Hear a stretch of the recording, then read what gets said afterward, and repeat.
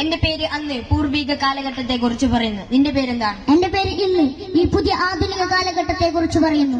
എന്നാൽ ഞാൻ പറയാം, അന്ന് മതവിജ്ഞാനം തേടി മനുഷ്യൻ പുറപ്പെടുമായിരുന്നു. ഇന്ന് വിജ്ഞാനം തേടി വിജ്ഞാനം മനുഷ്യനെ തേടി വരുന്നു. അന്ന് മുതിർന്നവരായിരുന്നു വീട്ടുകാര്യങ്ങൾ നോക്കിയിരുന്നത്. ഇന്ന് ഇളയവർ മുതിർന്നവരെ ഭരിക്കുന്നു.